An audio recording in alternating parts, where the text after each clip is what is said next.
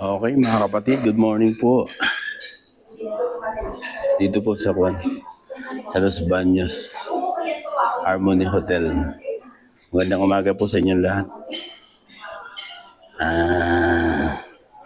Shoutout nga pala kay kay Sir Ato Yastrera. Salamat dito sa sponsor ng damit. Sponsor lang po itong damit. Thank you sa sponsor ng damit.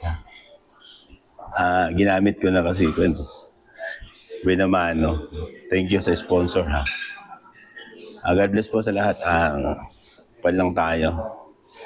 Bigay lang tayo ng reaction at opinion tungkol dun sa nangyayari sa di ba? Yung panawagan ni Kiko sa Barsaga. Doon makita natin yung tinatawag na youth power, di ba? Kasi bahagi sa ng youth eh. Bata pa yan si Congressman Kiko. Doon nagpapakita na yung powerful ng mga kabataan.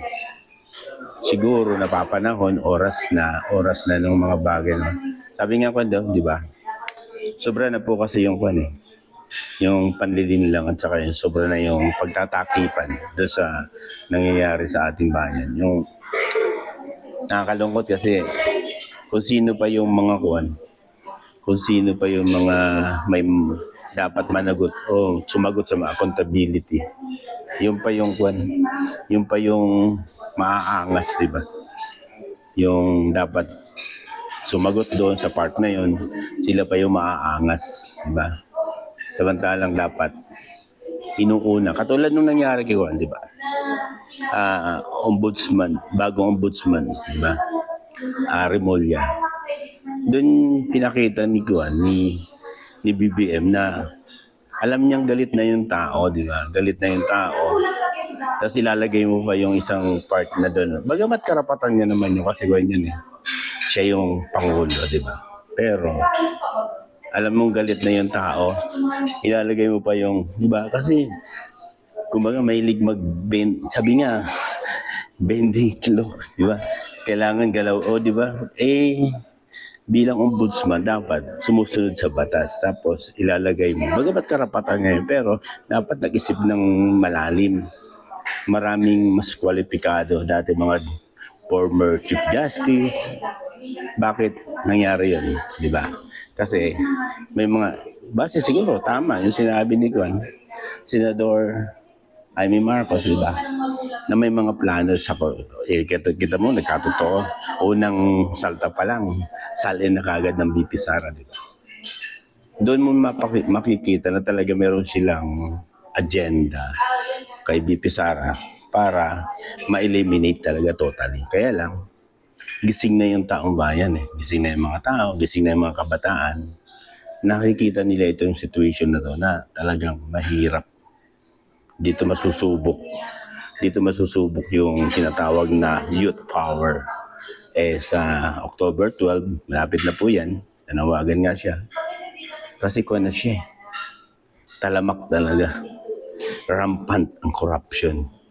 At inikinukuha sa sarili para bang BBM, parang gusto niya ilihis sa part na yun, yung accountability, di ba? Gusto niya ilihis. Dahil siguro iniisip niya kung kailan, akala nila hindi alam ng tao yung mga ganong part na yon. Gusto niya ilis na hindi siya umabot sa kanya. Pero ang tatanong doon, siya yung pangulo, di ba? Lahat ng sa baba nun, sakwa niya yan. Under niya lahat, DPWH, mga engineers na yan.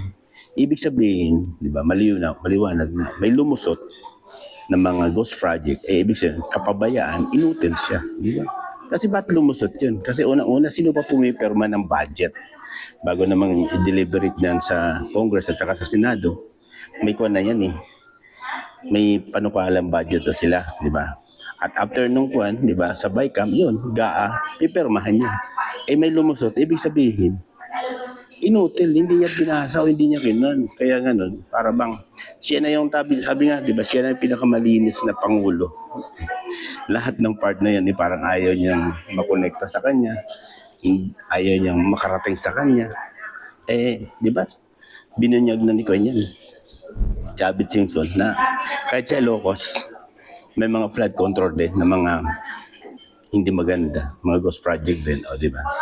Sa pamamagitan ng Sandro Marcos. Kaya siguro napapanahon at oras na yung part na yun na yung panawagan ng Barsaga ay people power. Bagamat, di ba, ginagawa siya ng kwan, yung video niya na yun, pinatatanggal sa lahat ng platform ng DITC. Pero, baka po nagkakamali kayo, no? Wala siyang nilalabag doon. Freedom of speech niya yun eh. O wala siyang, kumbaga wala siyang nilabag na batas doon. Gusto niyo lang kung ano siguro, kontrolin para hindi mapanood ng mga ibang kabataan siguro. Pero sana maghinay-hinay po kayo. Hinay-hinay sa tinatawag na freedom of speech kasi nga nakaangkla po yan sa saligang batas natin. 1987 Constitution, nakaangkla po yun. O, kung ipatatanggal niyo, gagano. Hindi, lalabag kayo sa lalabag kayo sa Constitution ng 1987. Kaya sana, yung tinatawag na freedom of speech ay ma-exercise ng sambayan ng Pilipino. Kasi nandun naman yun sa Bill of Rights, kapaloob yan sa Bill of Rights, o karapatan ng sambayan ng Pilipino na magsalita, mag-freedom of speech yan, freedom of expression, karapatan niya yun bilang Pilipino. Kasi nakaangkla yan sa 1987 Constitution. Sana maging mahinahon, nakita yung sitwasyon at wag lang magkagulo, wag lang yung ayaw natin matulad sa Nepal at saka sa Indonesia, mga ganong sistema kasi nga bali nakakapangkuhan doon yung ating pinundar nasasayang.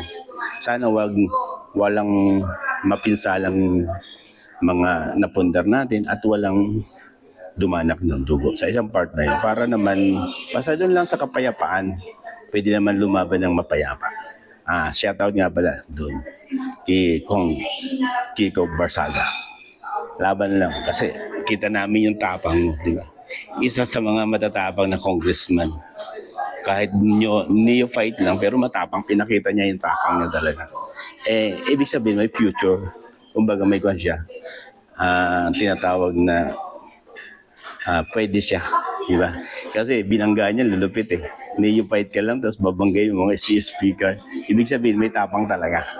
May tapang sa pananalita at may paninindigan. Meow, meow, meow. Thank you at God bless po sa lahat. Salamat po. Shoutout. Salamat nga pala sa sponsor ng t-shirt ko. Si Atoy Estrera. Thank you at God bless po. Ingat po lagi. At sana maging mapayapa lang upang ang ating bayan ay huwag mapinsala at huwag dumanak o huwag tayong malugmok uli. Ganun lang naman panawagan natin.